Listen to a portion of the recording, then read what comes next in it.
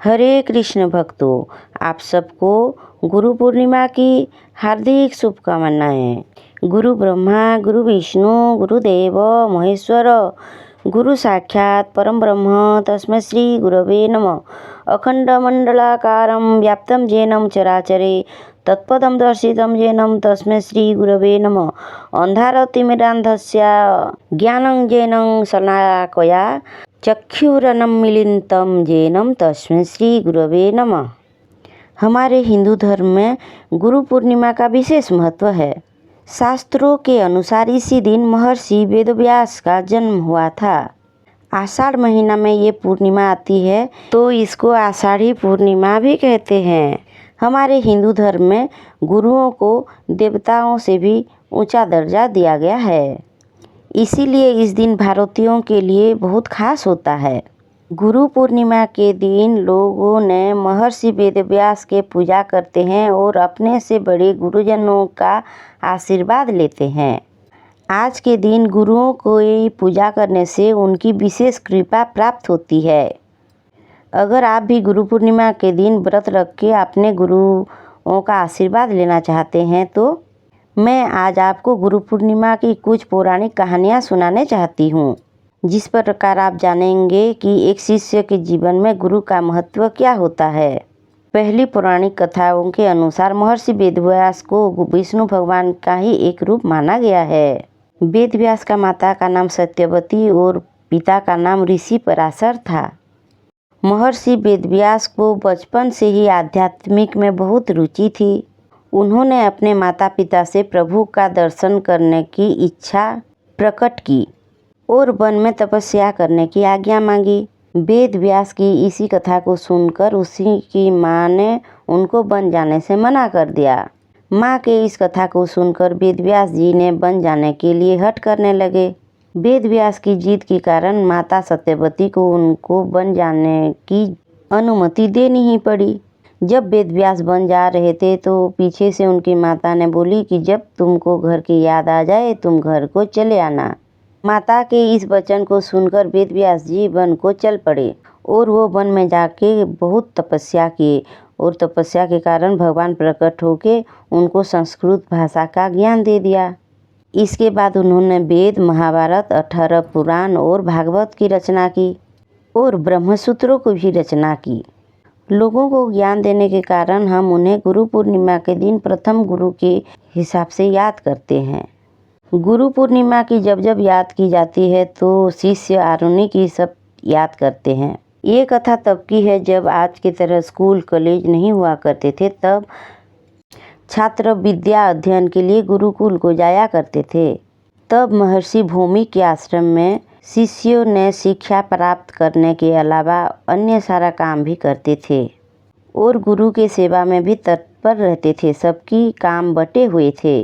कोई कृषि कार्य करता तो कोई पशुओं को चराने के लिए वन में ले जाता तो कोई बागवानी किया करता। सभी छात्र बहुत ही खुशी से आश्रम में जीवन व्यतीत करते थे और अलग अलग कामों की जिम्मेदारी उठाते थे। उन्हीं दिनों खेत में धान की फसल बोई गई थी, जिसके लिए पानी की पर्याप्त मात्रा का खेतों में इकट्ठा होना जरूरी था।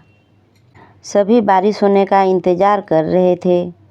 एक शाम भारी बारिश हुई तो आश्रम के शिष्य बहुत ही खुश थे क्योंकि धान का फसल अच्छा होने वाला था और धान के लिए पानी की व्यवस्था हो जाएगी। किंतु महर्षि भौमिक चिंतित थे क्योंकि खेत की कमजोर मेड़ भारी बरसात के कारण टूट ना जाए और अगर ऐसा हुआ तो खेत में पानी टिक नहीं पाएगा और बिना पर्याप्त पानी के फसल बर्बाद हो जाएगा।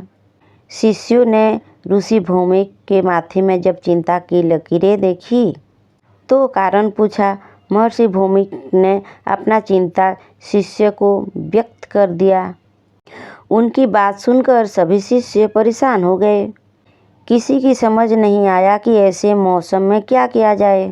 उन्हीं शिष्यों में से एक शिष्य का नाम आरुणि था।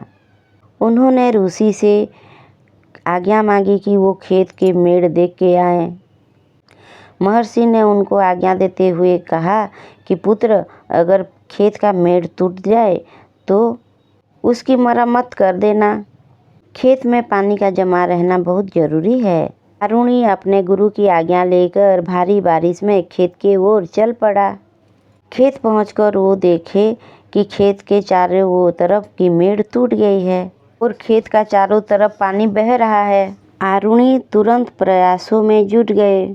उन्होंने खेत की तीन तरफ की मेड़ तो मरम्मत कर दी और बहता हुआ पानी भी रुक गया, लेकिन बहुत कोशिश के बाद भी चौथी मेड़ की मरम्मत नहीं कर पाए। वो बार बार मेड़ में मिट्टी भरते, लेकिन पानी के तेज बहाव के कारण सारा मिट्टी बह जाती। बहुत कोशिशों के बाद भी जब मेड़ से पानी जाना बंद नहीं हुआ तो आरुणि उस मेड़ पर खुद ही लेट गया। उसके लेटने से वहाँ से पानी जाना बंद हो गया और पानी का बहाव बंद हो गया। तो आरुणि इसी प्रकार सारी रात उसी मेड़ की जगह लेटा रहा। इधर सुबह होने पर जब आरुणि आश्रम में नहीं लौटा तो महर्षि धौम अपने शिष्यों को साथ लेकर खेत में पहुँचे। वहाँ उन्होंने आरुणि को खेत के मेड़ पर लेटा हुआ पाया। तब तक वो पूरी तरह से भीग चुका था और सारी रात भारी बारिश में भीगने के कारण उसका शरीर बुखार से तप रहा था। महर्षि ने उसको उठाया और तुरंत गले से लगा लिया। आरुणि की इस गुरु भक्ति को देखकर महर्षि भौमिक बहुत ही प्रसन्न हो गए। उन्होंने आरुणि को परम शिष्यों में स्थान देते हुए आरुणि को दीर्घायु होने का और यशस्वी होने का आशीर्वाद दे दिया। दूसरी कहानी है महान धनुर्धर एकलव्य की। कहते हैं हमारे गुरु हमारे जीवन की अंधेरे को दूर करते हैं, हमें हर तरफ का रास्ता दिखाते हैं, हमें अच्छे बुरे का समझ बतलाते हैं, साथ ही हमारा भविष्य को उज्जवल बनाने में अपना पूरी जीवन निछावर कर देते हैं। और कहते हैं ना, नदियों को रास्ता दिखाना नहीं पड़ता, वो खुद ना खुद अपना रास्ता बना ही लेती है। इसी प्रकार बहुत पुराने समय में एक ऐसा शिष्य हुआ जिसने अपने हुनर और अपने गुरु भक्ति से अपना नाम इतिहास में स्थापित कर लिया और वो वीर योद्धा था एकलव्य। बात उस समय की है जब शिक्षा का रूप आज से बहुत अलग हुआ करता था। पहले के विद्यालय गुरुकुल हुआ करते थे और सारे शिष्य गुरुकुल में रह के विद्या अर्जन करते थे। सभी मिलजुल कर एक परिवार की तरह रहते थे, मिल बांट कर सारा काम कर लिया करते थे और सभी शिष्य बहुत ही निष्ठा और ईमानदारी से अपना शिक्षा ग्रहण करते थे। उस समय शिक्षा भी कुल के अनुसार ही दी जाती थी। ब्राह्मणों और क्षत्रियों के अलावा और किसी को शिक्षा दी ही नहीं जाती थी। उन्हीं दिनों के बात है, निषाद राज रानी धनु और उन्हीं के बेटा एकलव्य था और वो निषाद राजा बहुत सुखी और संपन्न थे। निषाद राज हिरण्यधनु की पत्नी सुलेखा ने एक पुत्र को जन्म दिया। जिसका नाम अभिद्युम्न रखा गया। वो बचपन में अभय के नाम से जाना जाता था। शिक्षा पाने के उद्देश्य से वो जब गुरुकुल में गया तो उसका अस्त्र शस्त्र का लगन देखकर और निष्ठा को देखकर उसके गुरु ने उसका नाम एकलव्य रख दिया। सारे शिक्षा ग्रहण करके एकलव्य युवा हो गया। तब उसकी विवाह हिरण्यधनु की मित्र निषाद की कन्या से हो गई। एकलव्य का स्त्री का नाम सुनीता था। एकलव्य को उसकी धनुर्विद्या से संतुष्टि नहीं थी, इसी कारण वो धनुर्विद्या की और ऊंची शिक्षा प्राप्त करने के लिए उसी समय धनुर्विद्या में प्रवीण गुरु द्रोण के पास गया। एकलव्य के पिता जानते थे कि गुरु द्रोण खाली ब्राह्मणों और क्षत्रियों को विद्यादान देते हैं और उन्होंने एकलव्य को भी इस बारे में बताया। किंतु धनुर्विद्या सीखने के धुन में उन्हें द्रोणाचार्य को प्रभावित करने के लिए कोशिश करने से उनके पास गया, लेकिन ऐसा कुछ भी नहीं हुआ और गुरु द्रोण ने उन्हें धनुर्विद्या सिखाने के लिए मना कर दिया। गुरु के द्वारा शिक्षा देने के लिए मना करने के बाद भी एकलव्य ने इसी बात से थोड़ा भी आहत नहीं हुआ। और वो जंगल में रहकर वहाँ धनुर्विद्या शिक्षा करने के वो ठान ली। उसने जंगल में द्रोणाचार्य जी की एक मूर्ति बनाई और उन्हीं का ध्यान करते हुए वो धनुर्विद्या में महारत हासिल कर लिया। एक दिन गुरु द्रोणाचार्य ने अपने शिष्यों को लेकर एक कुत्ते के साथ उसी वन में पहुंच गए जहां एकलव्य रहते थे। उनका कुत्ता रास्ता भटक कर एकलव्य के आश्रम में पहुंच गया और जोर जोर से भौंकने लगा। एकलव्य उसी समय धनुर्विद्या का अभ्यास कर रहा था। कुत्ते के भौंकने की आवाज़ से उनके साधना में व्याघात आ रहा था, तो उन्होंने ऐसा बाण चलाया कि कुत्ते के मुंह में एक भी खरोच नहीं आया और उसके मुंह में पूरा बाण भर गया। इस कारण कुत्ते का मुंह बंद हो गया और वो भौंकना भी बंद कर दिया। इसी प्रकार वो कुत्ता गुरु द्रोण को ढूंढते हुआ गुरु द्रोण के पास चला गया। कुत्ता असहाय हो गया था और कुत्ता की इस प्रकार की अवस्था देखकर गुरु और शिष्य सब चकित हो गए। कुत्ता का मुंह बंद करने वाला धनुर्धर को खोजते खोजते वो एकलव्य के आश्रम में जा पहुँचे तो देखे कि एकलव्य ऐसा बाण चला रहा है जैसे कि परम वीर योद्धा भी वैसा बाण नहीं चला सकता। और यही बात द्रोणाचार्य के लिए चिंता का विषय बन गया। उन्होंने एकलव्य के सामने उन्हीं के गुरु के बारे में जानने का जिज्ञासा प्रकट किया।